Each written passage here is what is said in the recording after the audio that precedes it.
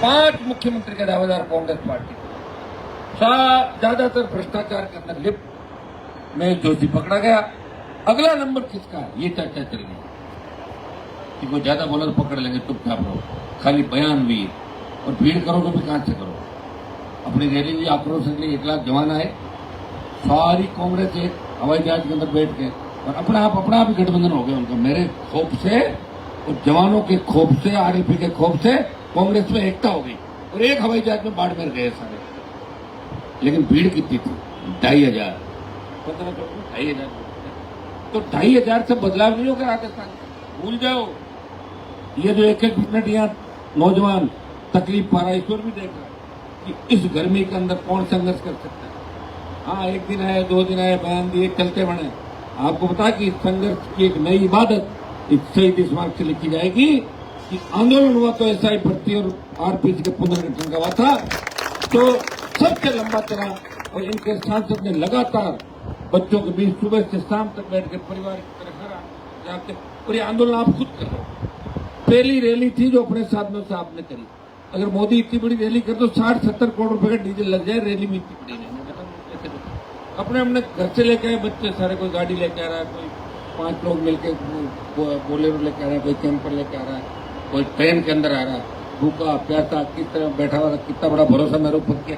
कई लोग ये भी कह रहे हैं उस दिन पूछ कर देते, पूछ तो कर देते लेकिन नुकसान ज्यादा हो जाता, फिर मुझे खलनायक बना देते लोग। इसलिए मुझे तुम्हारा ध्यान भी रखना। मुझे पता है कि और जहाँ आवश्यकता पड़ेगी वहाँ काम बन जाएगा, आप चिंता नहीं करें। रैली करके आपने कांग्रेस और बीजेपी दोनों को इस देश के अंदर बता दिया कि दोनों पार्टियां आपस में मिली हुई है कि जवान की चिंता किसी को नहीं। मैं धन्यवाद दूंगा हमारे जवान को, जो आर्मी के जवान हैं, ये आए और इन्होंने अंदर की फौज की पीड़ा सबको बताई।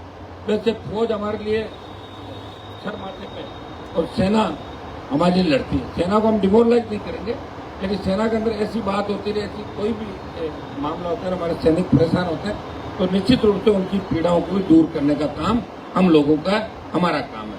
मैं तो हमेशा ये भी बात करता हूँ कि पैरा मिलिट्री फोर्स के जवानों को भी शहीद का दर्जा मिलिट्री की तरह मिलना चाहिए। पुलिस के जवान भी जब शहीद होते हैं उनको भी दर्जा मिलना चाहिए। ये समान आगे भी, चाहे आंतरिक झगड़ा हो चाहे बाहरी झगड़ा हो, झगड़ा तो झगड़ा है। आतंक जो ये लड़ते हैं, बदमाश तो ये लड़ते हैं, हार्डकोर अपराधी से लड़ते हैं। तो ये तो मैं हमेशा मामले उठाता हूँ, आप देखते हो, शहीद के दर्जे भी दिलाता हूँ, प्रयास करता हूँ। आगे भी मिलकर हम लड़ेंगे। आने वाला समय आपका है। आजकल के अंदर बैठ कर हम तय करेंगे कि इस आंदोलन को गति कैसे पकड़ाई जाए ताकि आंदोलन देश भर के अंदर फैले।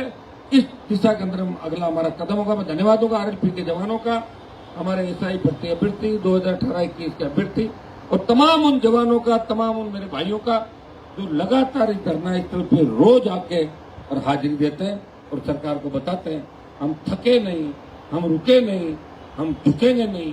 टूट सकते हैं लेकिन भजनलाल जी इस बार आपको झुका के ही मानेंगे। जल्दी से मान जाओ, नहीं तो ऐसा ही भर्ती आरपीसी के साथ साथ ऐसा नहीं हो कि बीजेपी का भी पुनर्गठन हो जाए और आपकी छुट्टी हो जाए। इस बात का ध्यान रखो।